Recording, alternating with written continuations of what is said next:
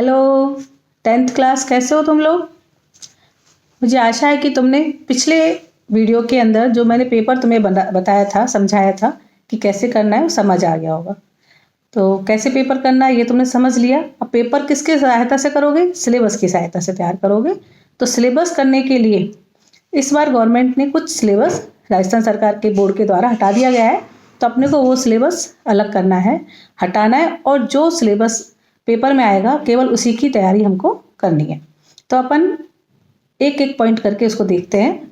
कक्षा 10 की सामाजिक विज्ञान के अंतर्गत जो इतिहास को बांटा गया है, सामाजिक विज्ञान को बांटा गया है, उसमें पोर्शन है इतिहास का, नागरिक शास्त्र का, भूगोल का, अर्थशास्त्र का, सड़क सुरक्षा, स्वच्छता एवं ठोस कचरा प्रबंधन। ये सारे के सारे टॉपिक्स हैं। तो अपने एक एक टॉपिक को देखते हैं। सबसे पहले अपन इतिहास के टॉपिक को देखते हैं कि प्रथम अध्याय कौन सा है? भारत का स्वर्णिम इतिहास या भारत स्वर्णिम भारत, प्रारंभ से लेकर 1206 ईस्वी तक। इसमें कौन सा पोर्शन हटाया गया है? महाजनपद काल हटा दिया गया है। राजस्थान के प्रमुख जनपद जैसे शुंग वंश, सातवाहन वंश, पाल वंश, राष्ट्रकूट वंश, गुर्जर प्रतिहार वंश, चोल वंश, पल्लव वंश, चालुक्य वंश, ये सब हटा दिए गए। इसके अलावा बाह्य आक्रमण एवं आत्मसातीकरण, बाह्य आक्रमण कौन कौन से थे? शक का, हुण का और कुषाण वंश का, इन सबको सिलेबस में से हटा दिया गया है। सिलेबस के अंतर्गत केवल मौर्य वंश है, गुप्त साम्राज्य है और वर्धन वंश है प्रथम अध्याय में। मौर्य वंश में मौर्य वंश का उत्थान, पतन, मौर्य प्रशासन, सैन्य व्यवस्था और मौर्य प्रशासन की पूरी न्याय व्यवस्था हमको करनी है।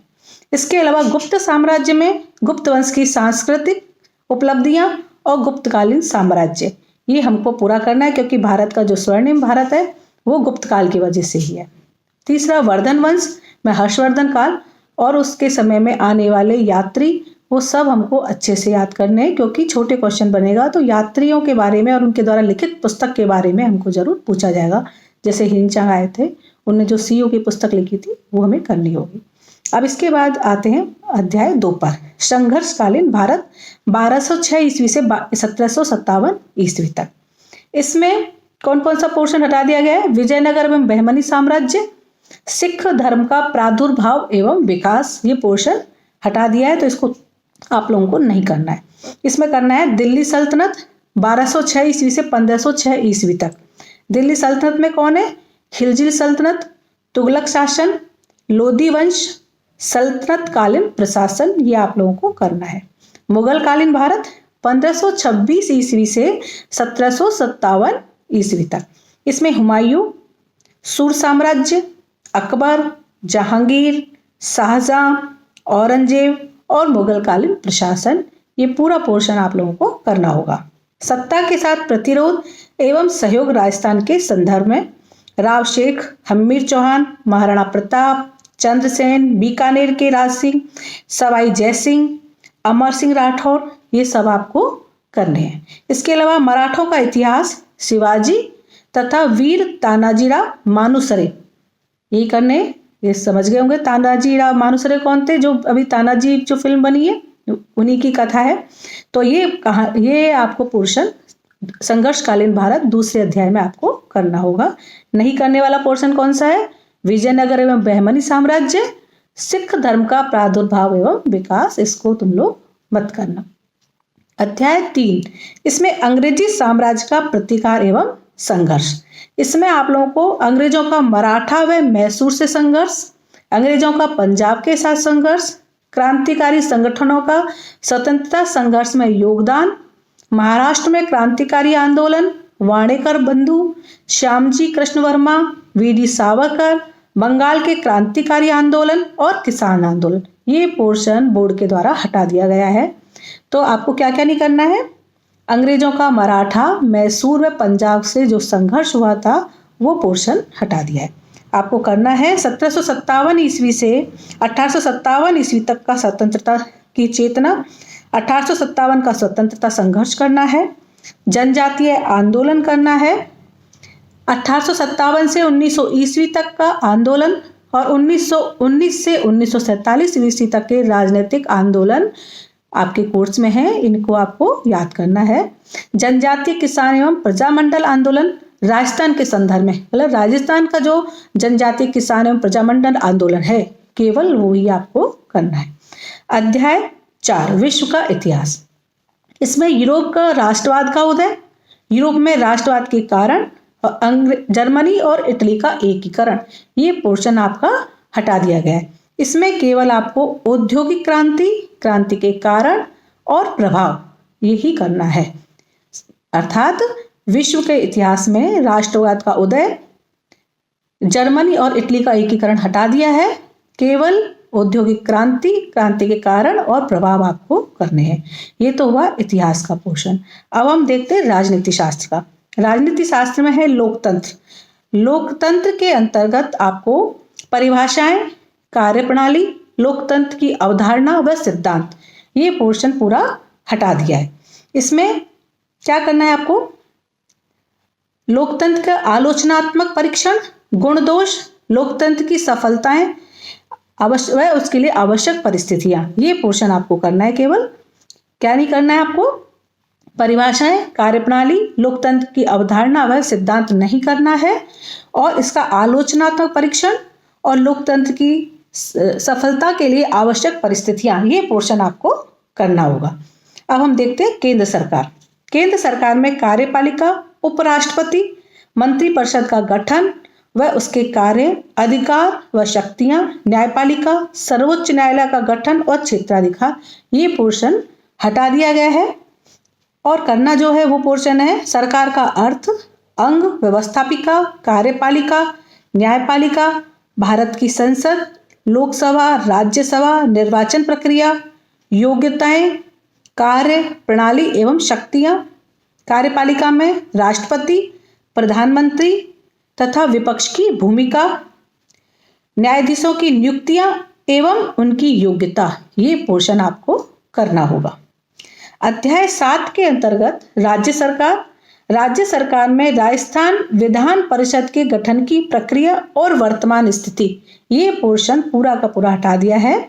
और करना जो है वह है राज्य सरकार में विधानमंडल या विधायिका, विधानसभा में निर्वाचन कार्य व शक्तियां, विधान परिषद में गठन कार्य व भूमिका, कार्यपालिका, राज्यपाल, मुख्यमंत्री, मंत्रिपरिषद का गठन कार्य व शक्तियां, उच्च न्यायपालिका, न्यायाधीशों की योग्यता, नियुक्तियां एवं शक्तियां, ये पूरा पोर्शन आपको करना होगा।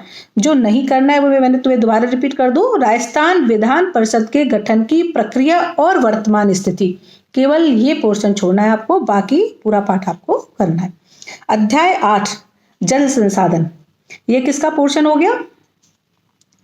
भूगोल का। इसमें आपको पूरा पाठ करना है, इसमें कुछ भी नहीं छोड़ना है, पूरा पाठ आपको करना होगा। क्या क्या इसमें? बहुउद्देशीय योजनाएं, जल संरक्षण, जल प्रबंधन, जल स्वावलंबन, राजस्थान के संदर्भ में है ये, तो ये आपको पूरा अध्याय करना है। इसमें कोई भी चीज नहीं हटाई गई है, कोई पोर्शन नहीं हटाया गया। अध्याय 9 कृषि। कृषि के अंतर्गत भारत की प्रमुख दलहन फसलें अर्थात दालें, ये हटा दी गई है। भारतीय अर्थव्यवस्था में कृषि का योगदान, ये भी पोर्शन निकाल दिया है, तो ये आपको याद नहीं करना है। इसमें आपको जो करना है वो बता रही हूं मैं। खाद्यान्न के व्यय व्यापारिक में कृषि के रूप, खाद्यान्न फसलें, गेहूं, चावल, बाजरा, वाणिज्यिक व नगदी फसल, ये सब करना है आपको। इसके जो भी क्वेश्चंस बनते हैं उन सबको आप याद कर लें, क्योंकि ये एग्जाम में आएंगे।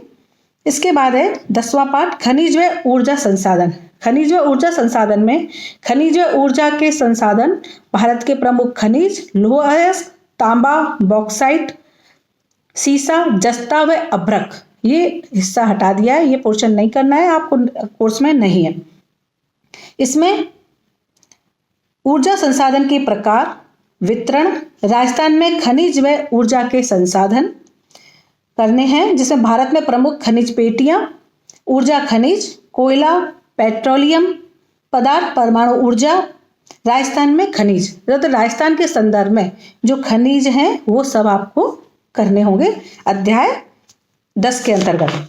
अध्याय 11 में विनिर्माण उद्योग। विनिर्माण उद्योग के अंतर्गत आपको खनिज व ऊर्जा के संसाधन, भारत के प्रमुख खनिज, लौह अयस्क, तांबा, बॉक्साइट, सीसा, जस्ता व अभ्रक, ये आपको नहीं करने थे।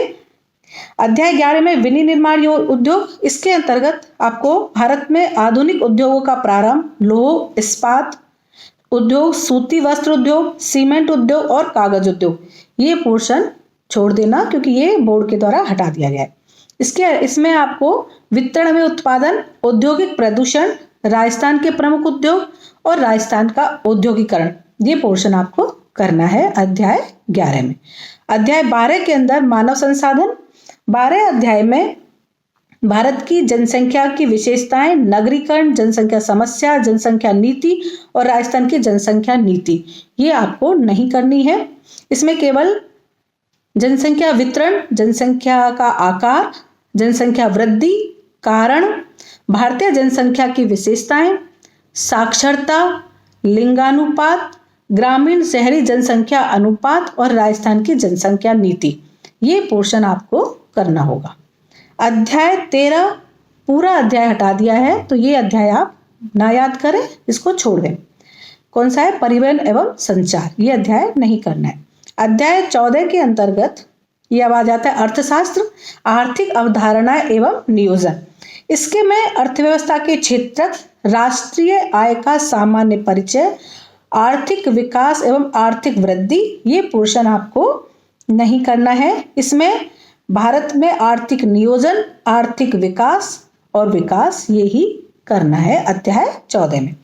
अध्याय 15 भारतीय अर्थव्यवस्था की विशेषताएं एवं नवीन प्रवृत्तियां, इसमें अविकसित अर्थव्यवस्था के रूप में, विकासशील अर्थव्यवस्था के रूप में आर्थिक जो नीति है वो नहीं करनी है।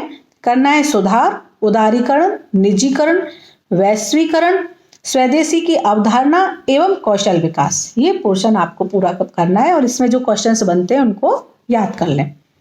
अध्याय 16 है भारतीय अर्थव्यवस्था के समक्ष चुनौतियां। इसमें मूल्य वृद्धि आपको नहीं करनी है। इसमें करने वाला पोर्शन है निर्धनता, बेरोजगारी, इनके कारण, निवारण के उपाय, ये आपको करने। क्या नहीं करना है? मूल्य वृद्धि नहीं करनी है। निर्धनता, बेरोजगारी, इनके कारण एवं निवारण के उपाय आपको करने हैं अध्याय 16 में। अध्याय 17 मुद्रा एवं वित्तीय संस्थाएं, ये पूरा पार्ट हटा दिया गया है, इसको नहीं करना है, ये बोर्ड एग्जाम में नहीं आएगा। अध्याय 18 अध्याय के अंदर कोई पोर्शन नहीं हटाया गया है, ये पूरा करना है उपभोक्ता एवं विविध जागरूकता तथा सूचना का अधिकार। अर्थ उपभोक्ता शोषण के कारण, प्रकार उपभोक्ता के अधिकार एवं कर्तव्य, उपभोक्ता विवाद निवारण के लिए किए गए उपाय, विधिक जागरूकता तथा सूचना का अधिकार, ये पूरा पोर्शन आपको करना है। इसमें कोई चीज भी नहीं हटाई गई है, पूरा अध्याय आपको याद करना है। इसके अलावा सड़क सुरक्षा अध्याय 19 और 20 अध्याय स्वच्छता एवं ठोस कचरा प्रबंधन, ये भी पूरे आपको करने हैं, जो कि 2-2 नंबर के पेपर में आते हैं। अब मैं तुम्हें बता दूं कि कितने नंबर का कौन कौन सा अध्याय आएगा। तो पहला अध्याय 5 नंबर का है, इसका अंक भार। दूसरा भी 5 नंबर का है। तीसरा 6 नंबर का है। चौथा 4 नंबर का क्वेश्चंस बनते हैं। 5वें में 5 नंबर के बनते हैं। 6ठे में 7 नंबर के। 7वां अध्याय 8 नंबर का है। 8वां अध्याय 3 नंबर का है। 9वां 3 का है। 10वां भी 3 का है। 11वां 3 का है। 12वां भी 3 का है। 14वां भी 3 का है। 15 4 नंबर का। 16 3 नंबर। 18 4 नंबर। 19 और 20 जैसा पहले बताया 2-2 नंबर के हैं। जो 2 अध्याय हटाए गए हैं उनके जो अंक भार है 17वें अध्याय का 4 और 13वें अध्याय के 3, इनको और के अंदर एडजस्ट कर दिया जाएगा उनके अंक भारों को। इसलिए अब मैंने तुम्हें सिलेबस बताया, इसी आधार पर आपको पूरी किताब की तैयारी करनी है और ये ही कोर्स एग्जाम में आएगा। तो इसी हिसाब से तैयारी करें और अच्छे से जुट जाए। सब अच्छे से मेहनत करके तैयारी करो। धन्यवाद।